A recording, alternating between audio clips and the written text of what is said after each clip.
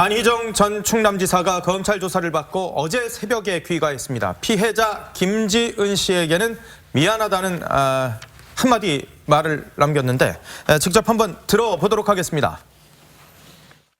그 혐의를 인정하신 건가요? 김지은 씨에게 한마디 해주시죠. 저를 위해서 열심히 했던 제 참모였습니다.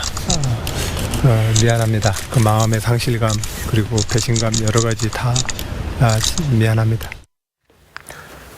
자, 여러 가지 다 미안합니다라고 얘기는 했습니다만은 그런데 이 한 언론과의 인터뷰에서 네. 성폭행 고소 사실관계에 대해서는 그 얘기는 하지 맙시다. 또 이렇게 얘기를 했다고 보도가 나왔습니다. 상황의 전개를 보면 이렇습니다. 안 전 지사가 9시간 동안 검찰 조사를 마치고 나와서 이제 기자들이 질문을 하니까는 김지은 씨에 대해서 사과를 했는데 들으신 것처럼 상실감과 배신감 차원에서 미안하다 이렇게 사과를 했습니다. 그러니까 검찰 조사를 마친 이후에 수도권의 한 주택으로 이동한 것으로 전해지는데 그 과정에서 일부 기자들이 따라 붙기도 했고 안 전 지사에게 고소 사실 관계를 물으니까는 그때 한 얘기가 바로 그 얘기는 하지 맙시다 이렇게 말한 겁니다. 이런 기조는 이 검찰 출석을 앞두고 한 발언과도 비슷하다고 볼 수가 있는데 이 검찰의 모습을 처음 드러냈을 때도 국민과 가족에게 너무 미안하다. 국민과 가족의 방점을 찍는 사과를 했는데 이건 검찰 조사를 마친 후 귀가하던 길에 휴게소에서 만난 기자에게 한 발언과도 마찬가지였다고 볼 수가 있습니다. 기자랑 한 인터뷰를 보니까 또 아내와 같이 있었다. 약간 좀 저도 놀랐었거든요. 이런 논란 속에 아내와 같이 있었다고 하는데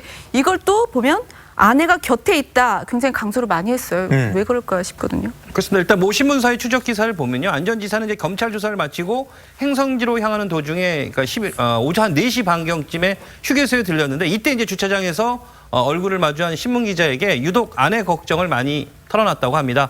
아내가 가장 힘들고 가족 곁에 있고 싶다.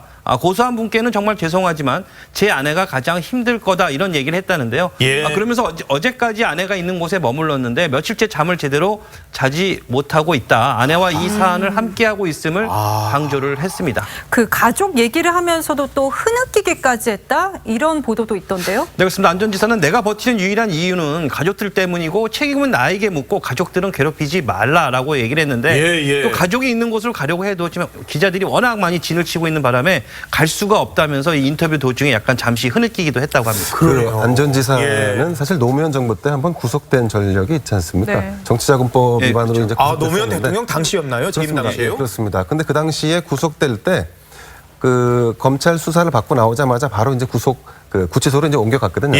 그 과정에 수사관에게 휴대폰을 한번 빌려달라. 원래는 안 되는데 휴대폰을 빌려서 부인에게 전화를 해서 눈물을 흘리면서 미안하다 이렇게 얘기한 적도 있다고 합니다. 구치소로 가는 그 상황에서도 이 안 전 지사 저희가 조금 전에 사진으로 보여드렸습니다만은 이 모습들을 보면은 역시나 흐느꼈다라는 표현도 있고 굉장히 고개 숙인 모습들이 나오는데 심리 상태가 역시나 뭐 예상했습니다만 좀 불안해 보여요. 네, 그 기자들이 따라 붙었을 때 사실 안 전 지사가 직접 운전을 한 게 아니라 지인이 운전을 해줬더라고요. 그 지인이 한 말이 뭐냐면은 잘못은 했지만 친구의 초상을 치르기 싫어서 도와주고 있다. 그러니까 얼마나 안 전 지사가 지금 그 심리 상태가 불안하겠냐 그걸 이제 대변해주는 말인 것 같기도 한데 또 그 안 전 지사가 이제 조사받고 나오면서 검찰청사 빠져나오면서 이렇게 일부 언론사 차량들이 따라 붙으니까 차를 세우고 나와가지고 제발 나를 좀 내버려 달라. 이렇게 좀 눈물을 흘리기도 했다고 하죠. 사실 이런 상황에서 어디에 머물고 있느냐 하는 것도 굉장히 고민일 것 같은데. 그렇겠죠. 그렇죠. 취재진들이 이 따라 붙은 보면 어느 정도 이 그 행선지나 아니면 또 그 머물고 있는 것이 나온 것 같네요. 그렇습니다. 그 기자들이 따라 붙었죠. 그래서 이제 서울 외곽으로 빠져나가는 그 중간 기착지 휴게소에 잠깐 들렸는데 그 당시에 이제 안희정 지사가 기자들을 향해서 날 좀 내버려 달라.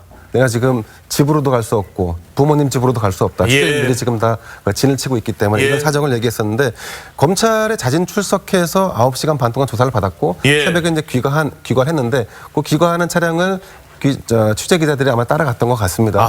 그랬더니 행선지가 수도권 모처에 있는 목조 조립식 건물이었다고 합니다. 여기서 잠시 머무르다가 이제 지인 집으로 알려져 있는데 아마도 추가적으로 검찰에서 출두를 요구하면 다시 출두할 예정인 것 같습니다. 여기도 그러니까 기자들에게 노출이 일부 됐나 보군요. 이미 됐다고 봐야겠죠.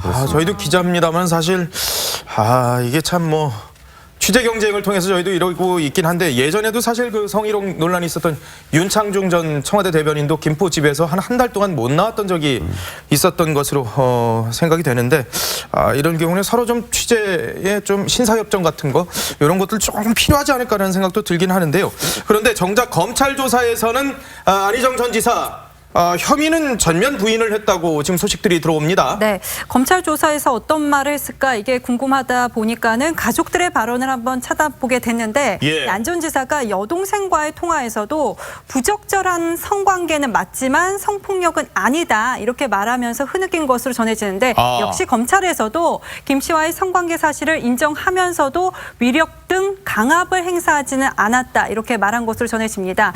반면 피해자 김지은 씨는 방송에서 한 인터뷰와 똑같이 검찰 조사에서도 안 전 지사의 성관계 요구에 대해서 거부 의사를 밝혔지만 수행비서로서 안 전 지사의 뜻을 거스를 수 없었다는 취지로 진술을 한 것으로 알려지고요. 그러니까 즉 같은 성관계 사실에 대해서 양측이 다른 진술을 하고 있는 상황이라고 볼 수가 있겠습니다. 자, 어떻습니까? 이렇게 되면은 양쪽이 다른 거잖아요. 김지은 씨, 피해를 당했다는 김지은 씨와 그리고 가해를 했다고 주장이 된 안희정 지사는 그게 무슨 소리냐? 우리는 사랑해서 그랬을 뿐이다라고 지금 양쪽이 완전 달라요. 둘 입장이 다르다 보니까 추가 조사가 불가피해 보이는 상황인데요. 자, 안 전 지사와 이 피해자 김 씨에 대한 1차 조사를 마친 서울 서부지검은 일단 두 사람의 진술을 비교 분석하고 있습니다. 김 씨가 지난해 7월과 9월 각각 성폭행을 당했다고 밝힌 이 러시아와 스위스 출장에 동행했던 충남도 관계자들을 대상으로 참고인 조사도 벌이는 중이거든요. 이 검찰은 압수물 분석과 참고인 조사가 마무리되는 대로 이번 주 안에 한 번 더 안 지사를 부르게 될 것으로 보입니다. 자, 그런데 검찰에서 안희정 전 지사는 9시간 30분 조사를 받았다 그러고 김지은 씨는 24시간 가까이 조사를 받았어요. 조사 시간이 상당히 많이 차이가 나요. 오히려 피해자가 더 훨씬 더 많이 이제 조사를 받은 건데 사실 이제 그 김지은 씨 법률 대리인이 그 소위 말하는 안 전 지사의 셀프 소환, 그러니까 본인이 나오겠다고 했잖아요. 거기에서 좀 약간 당황스러운 입장을 보였는데 먼저 발언부터 들어보시겠습니다. 저희가 또 예측하지 못한 좀 돌발 상황이었습니다. 저희가 그 비공개로 사실 출석을 했는데 그래서 그것 때문에 잠깐 좀 중단이 됐었고요. 조사 부분에 대해서는 검찰을 수사기관이 하는 거기 때문에 저희가 그 부분에 대해서는 말씀드릴 수가 없고요. 중간중간 조금 쉬는 시간 좀 가지고 충분한 휴식을 취하면서 조사하는 과정에서 그렇게 됐고요. 사실 이 성폭력 사건의 경우에는 피해자를 먼저 조사하고 또 조사 결과를 토대로 해서 피의자에 대한 그 조사를 진행하기 나름이잖아요. 그러니까 피해자가 사실 어떤 피해를 입었는지 알아야지 검찰도 피의자에 대한 조사를 할 수 있는 건데, 근데 이제 말씀드린 것처럼 안 전 지사의 경우에는 먼저, 그러니까 본인이 나왔고 또 피해자 조사가 진행된 도중에 갑자기 출석을 했기 때문에 어떻게 보면 검찰도 아직 피해 사실을 완벽하게 파악하지 못할 수도 있잖아요. 그런 상황에서 아무래도 안희정 전 지사를 길게 조사하기가 어려웠을 거라는 분석이 나오고 있습니다. 그래서 그 법조계에서는 뭐 안 전 지사의 이른 출두를 두고서는 이게 다 법조계의 조력을 받은 것이다 이런 해석이 나오기도 했었죠. 자, 어쨌든 이런 와중에 김지은 씨가 또 친필 그 서면을 공개를 했어요. 김지은 씨가요? 그렇습니다. 아무래도 2차 피해에 대한 우려를 좀 한번 짚고 넘어가야겠다는 이런 의도였던 것 같은데요. 우리도 굉장히 그걸 많이 우려를 했었잖아요. 부작용들이 있어서. 실제로 김지은 씨가 친필로 작성한 A4 용지 2장 분량의 호소문인데요. 저 호소문이고 저거 김지은 씨가 직접 썼다는 말씀이시군요. 직접 자필을 작성했다고 합니다. 호소문에는 김 씨 그리고 김 씨는 물론이고 저와 제 가족에 대한 어떤 특정 세력에 속해 있지 않은 뭐 이런 악의적인 거짓 이야기가 유포되고 있다. 그래서 2차 피해가 염려된다. 그래서 이런 부분들에 대해서 도와달라 이렇게 호소를 한 거고요.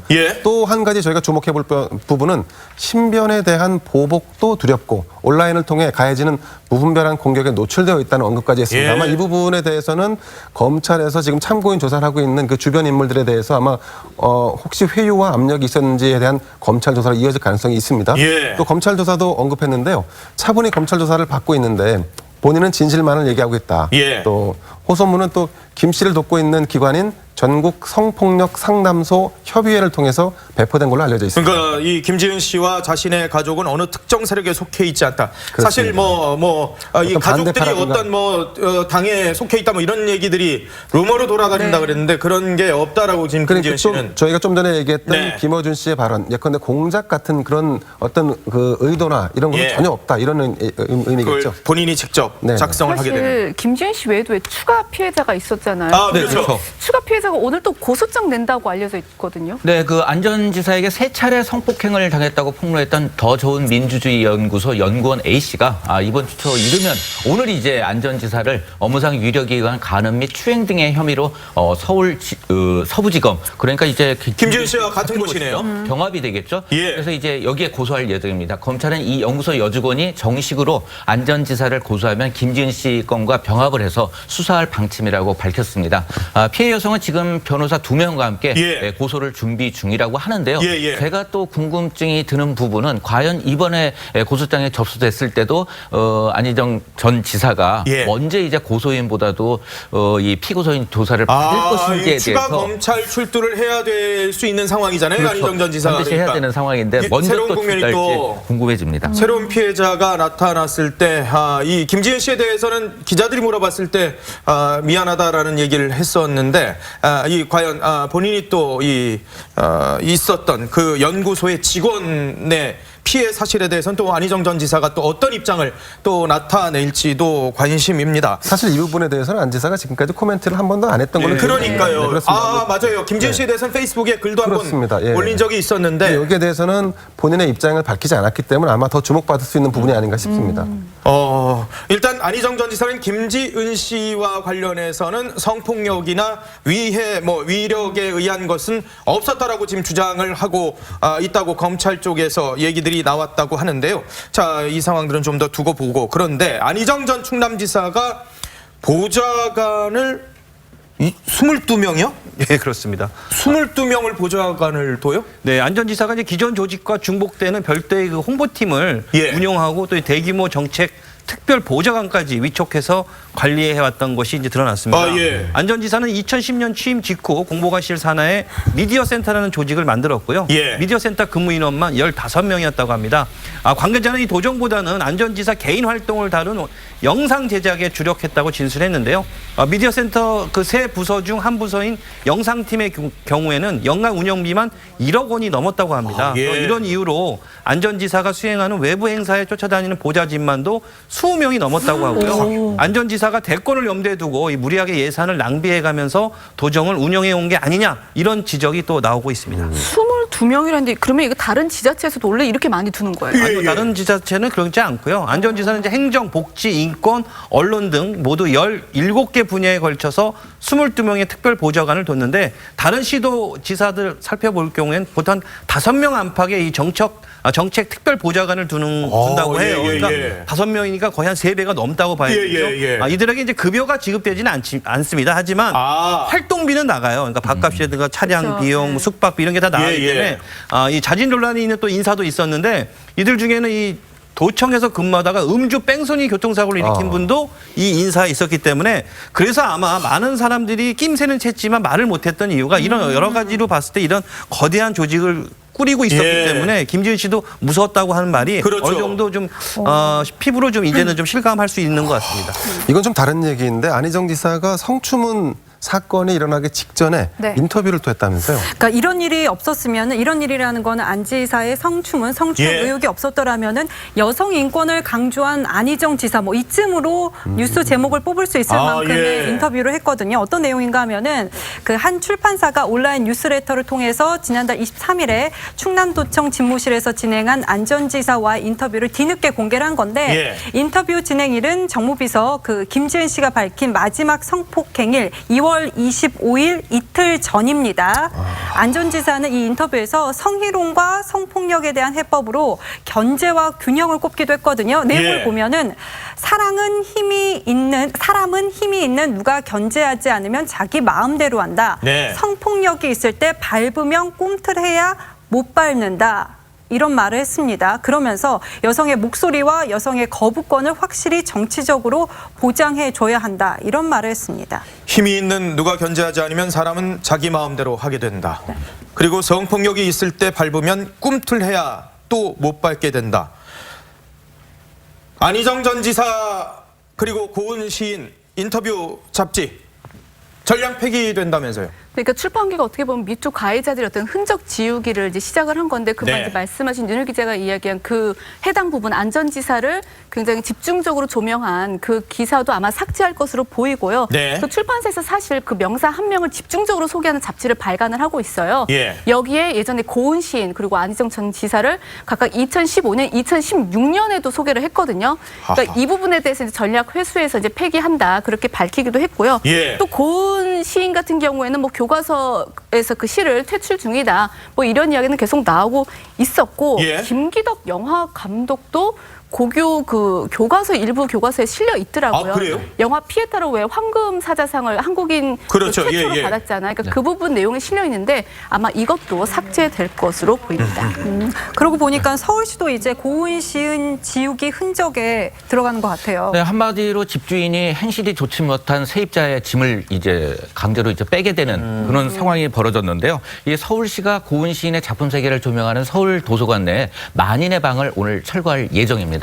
이 자리는 다른 주제의 전시 공간으로 계속 활용이 될 예정인데요. 예. 이 만인의 방이 철거되면 육필 원고 등 전시품은 고은 시인에게로 보내질 예정이에요. 근데 원래는 이제 행정적인 절차상 이렇게 그 시가 소유하는 것이 이 형태입니다. 근데 만인의 방을 폐쇄한 상황에서 예. 결국은 이제 주인에게 돌려주게 된 것이죠. 굉장히 엊그저께까지 상황에도 서울시에서 이 업무를 추진하는 사람이 굉장히 당혹스럽고 조금 상황이 어렵다 이렇게 예. 얘기를 했는데 서울시 관계자에 따르면 현재 고은 시인 측과 연락이 닿지 않아서 예. 당분간 도서관에서 별도의 장소에서 이제 보관할 계획이라고 합니다. 당분간은 네. 지금 철거되고 있는 저 장면들이 지금 사진으로 나오고 있습니다. 만인의 방이 결국 도서관에서 철거되고 있는 그런 모습들. 고은 시인은요 신작 출간도 또 예정이 됐었던 걸로 알고 있는데 이 신작 출간도 불투명해졌다면서요? 네, 참 이 상황을 보면서 시집 제목이 마음에 너무 아프게 와닿는 그래요? 것 같아요. 심청이라는 것인데요. 아 심청이요? 그렇습니다. 고은의 신작 시집 심청 출간을 준비 중이었습니다. 그래서 예. 출판사가 작년 하반기에 고은 시인으로부터 이 작품 원고 전체를 전달받아서 출간을 준비 중이었는데요. 최근 이 작업을 중단했다고 합니다. 출간 시기는 시인 측과 얘기된 바가 없다고 하면서 예. 현재로서는 출간이 어렵다고 언급을 하고 있습니다. 사실상 이제 무기한 보류됐다는 뉘앙스로 보여지는데요. 예. 이 시집은 이제 1958년 등단한 고은 시인의 등단 60주년을 기념하는 의미도 있는데 결국 세상에 나오기는 어려울 것 같습니다. 참 심청이라는 의미가 좀 안타까운 것 같습니다. 김기덕 감독도 올 4월에 원래 영화 신작이 하나 있거든요. 예. 개봉하기로 돼 있는데 그것도 역시 그 배급사랑 지금 문제가 좀 있어가지고 그 개봉조차도 불투명하게 됐다. 그게 베를린 영화제에 초청됐던 신작이었는데 결국 그것도 문제가 되게 생긴 거죠. 그렇군요.